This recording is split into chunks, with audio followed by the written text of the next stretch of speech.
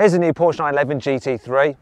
I'm at a racing circuit. We're going to find out if it's any good because I'm going to hoon it around here and have an absolute blast when you get to watch me doing that.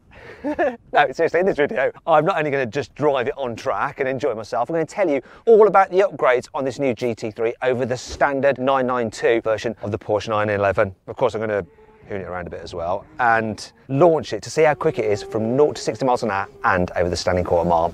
I'm Matt Watson and you're watching Carwow.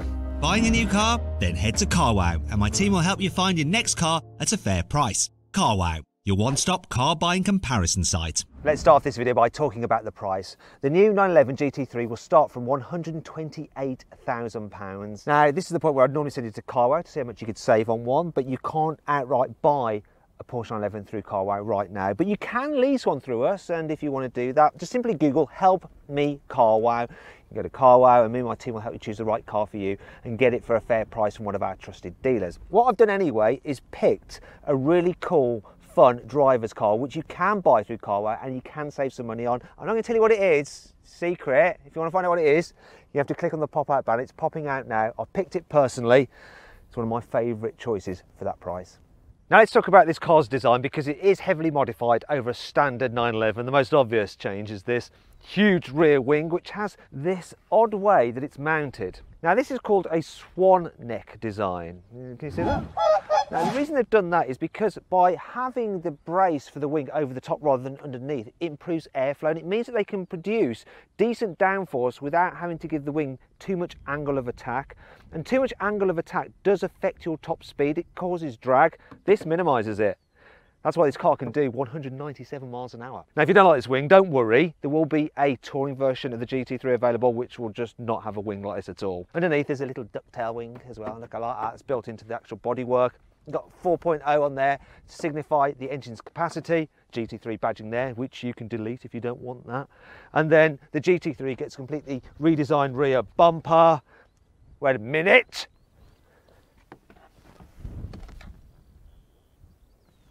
What the f is that? It's a fake vent on a GT3. Let's move on.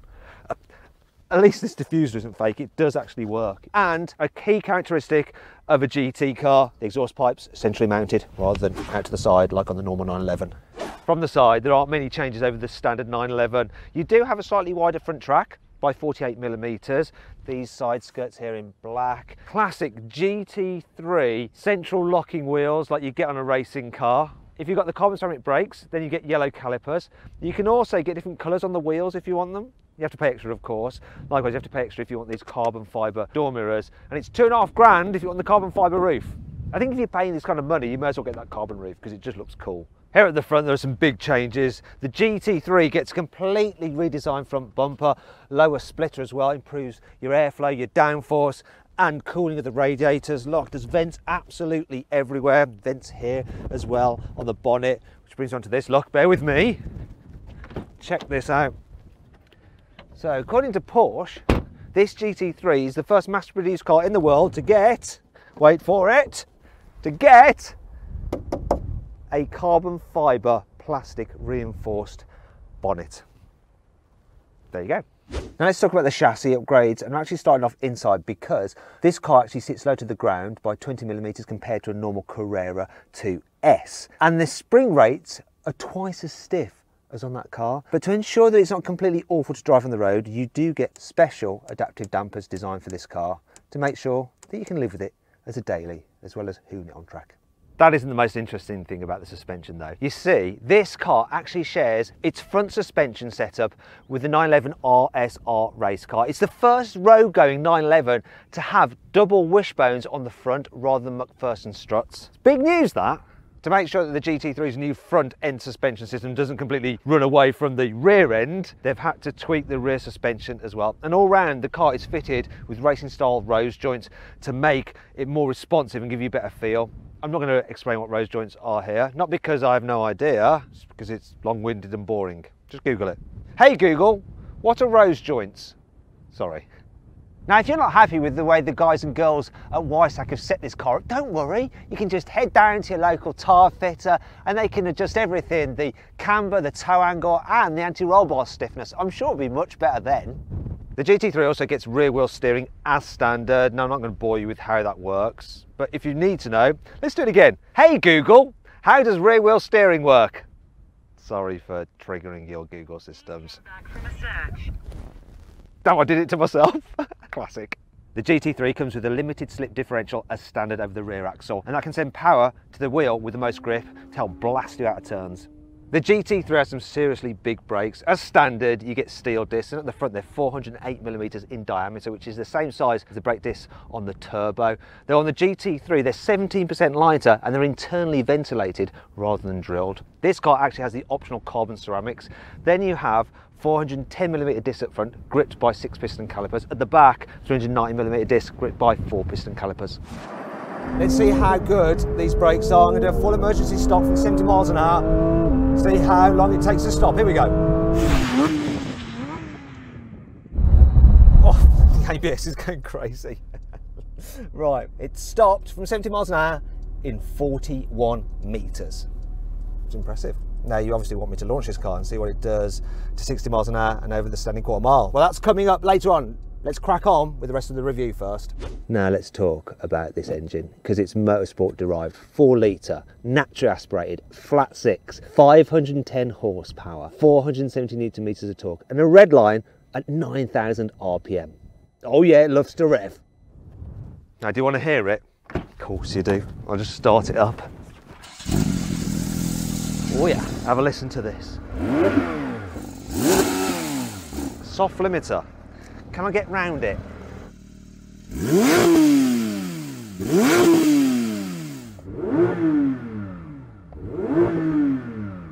The old Porsche GT trick of putting it in drive, pulling up both paddles, and then it lets you rev it out while the car's stationary. Sounded awesome. Here on the inside, the GT3 gets a few upgrades over the normal 911. So as standard, you get Alcantara on the steering wheel, and there's Alcantara here on the inlays and on the glove box, and here on the gear gaiter. Speaking of which, rather than the little selector you get in the normal 992 for the automatic gearbox, you have like a proper old school lever.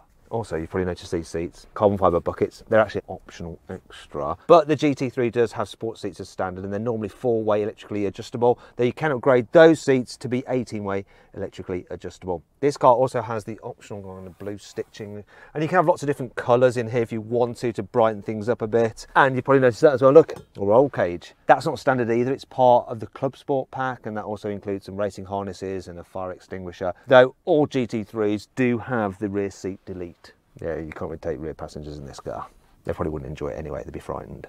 Obviously the GT3 isn't as practical as a normal 911, but it does have the same size front boot or fruit, and I'll illustrate it now by getting into it obviously. Look, 132 litres, which isn't massive, but I can just sit in here and I could take a little bath. However, if you need a hardcore track car with a bigger boot, you want to check out an AMG GT Black Series, and if you click on the pop-out banner up there, you can watch my full in-depth video review of that car. And that brings on to 5 annoying things about the new Porsche 911 GT3.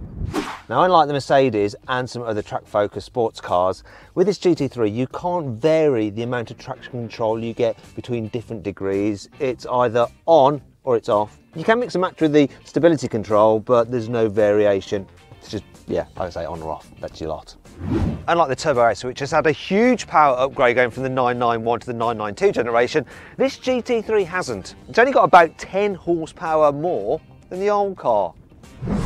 Even though this GT3 is very expensive to begin with, Porsche will still want to rinse you out on some options. I mean, it's quite unbelievable to think that this GT3 car, which is a track car, doesn't get the sports chrono as standard. I mean, really it should. We'd like to have a look at the engine on this car. Well, there is a button inside the cabin which looks like it's a release for an engine cover, so I'm just going to press it. Unfortunately, all it does is open this little flap, which allows you to get to the oil and the coolant. Important that, but if you want to see the engine on this car, you have to get it up on a ramp and look at it from underneath. Right, I need to come up with one more bad thing on this car, so I've got the full 5, but I'm really struggling.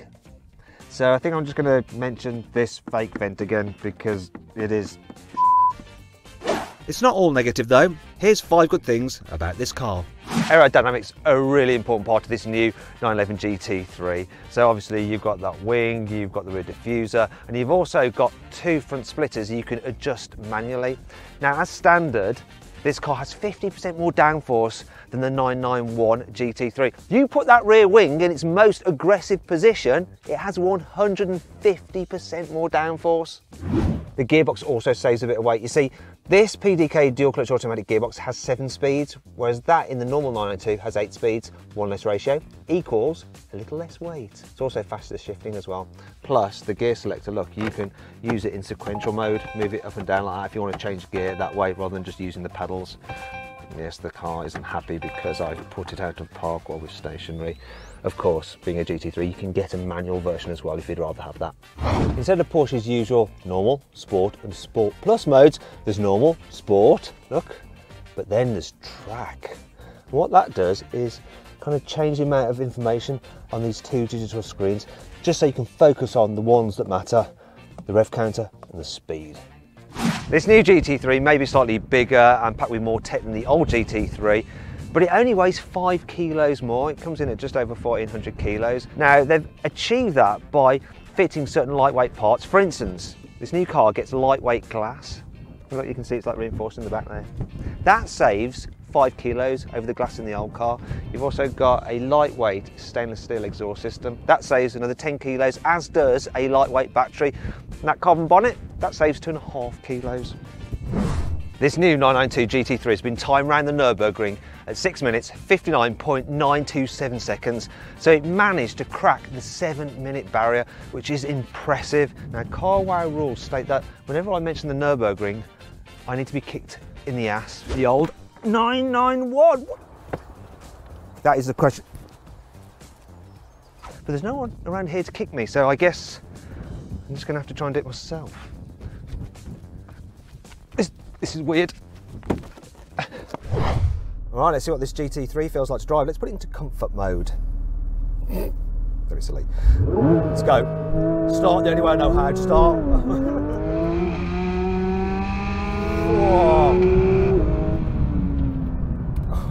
Oh, steering on it, so responsive. And you feel it like just scrabbling around for traction. It's like hopping like a cop car at the back end. Oh, the brakes are strong. You know, roll it in here, roll it in, be patient, be patient. There, he's doing it again, just hopping around. The sensations are so good through your arse. So good through your arse. Got to brake in straight line here, otherwise I'll be in all sorts of trouble. Turn it in. Then be patient here, because I don't want to understand. I want to balance traction, acceleration, because this corner, I need to just be able to manage that understand. It does a good job. Whew, brake hard here, hard. Clip the curb, that's good. Then chase the curb here on the power.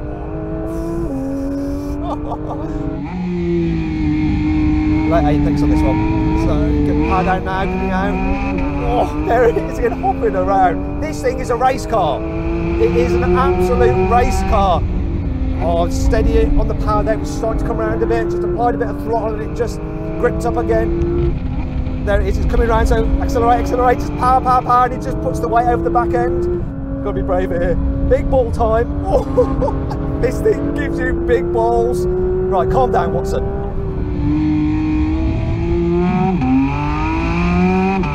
It's just cornering so flat. It really is incredible the amount of grip it gets, and it just tells you exactly what it's doing. Hold on the brakes here.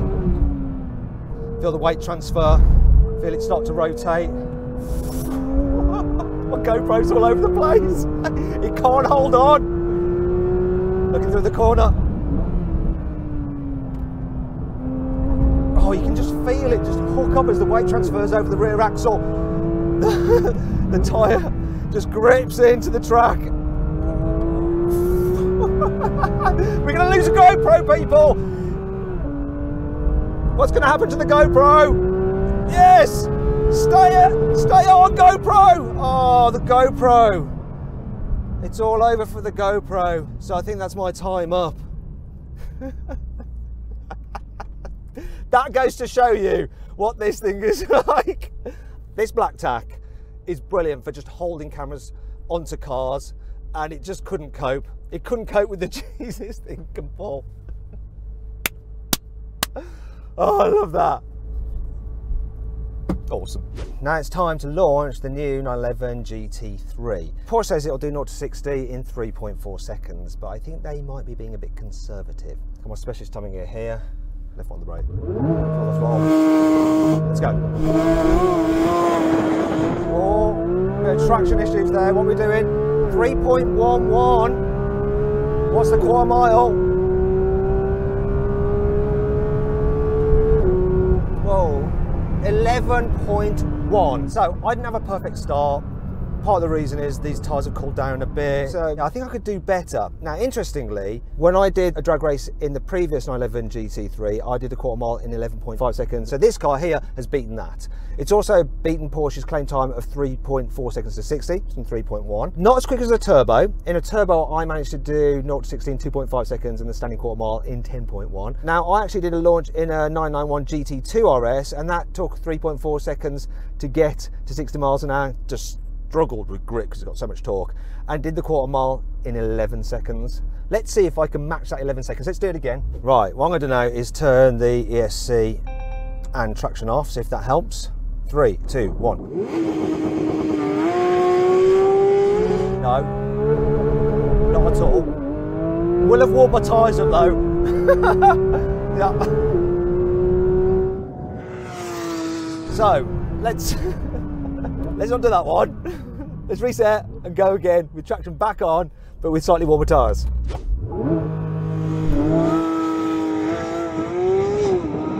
That was better. Come on, what have you got? 2.87 to 60. Quarter mile's gonna be good. Come on, what are you gonna do? There we go. Whoa! That is impressive. 10.85 seconds quarter mile. I can't believe how much Porsche are lying about the 0 to 60 time. 3.4 seconds to 60, my arse. My arse. And it didn't hook up perfectly then either. And that quarter mile time, absolutely amazing.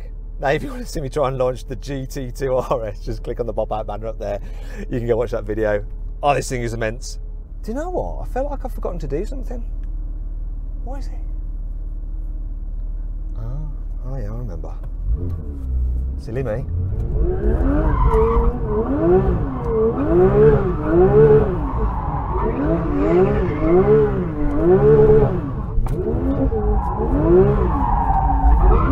Childish behaviour.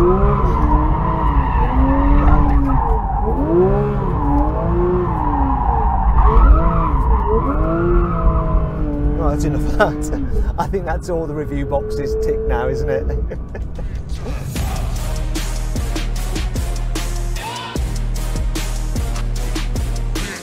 So then, what's my final verdict on the new Porsche 911 GT3? Should you avoid it? Should you consider it? Should you shortlist it? Or should you just go right ahead and buy it? Well, I reckon you should avoid the 911 GT3, because if you buy one of these, absolutely every other car you ever drive will seem boring. Actually, go right ahead and buy it and never sell it, and all will be fine.